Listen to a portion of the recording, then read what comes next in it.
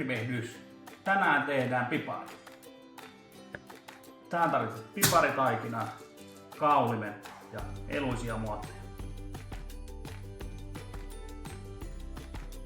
Kun taikina on kaulittu, leikkaa sitä haluamasi muotoisia pipareita.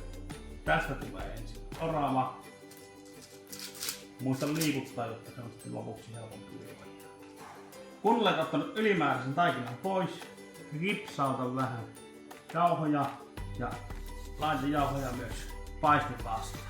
Vastalla piparit on sitten helppo siirtää uunin peitteen. Tämän videon ohjeita ei kannata juurikaan kuunnella. Näin jälkikäteen ajateltuna olisi ehkä kannattanut laittaa jauhoja tähän pöydälle suoraan ja kaulita taikinaa. Jauhot myös pipareiden päällä on turhia, ne pitäisi olla siellä alla. Ihan täysin ehjänä ei saatu kaikkia pellille, mutta ihan yhtä hyvältä ne maistuvat. Laitan itse piparit 200 asteeseen keskitasolle ja monen reilu 5 minuuttia.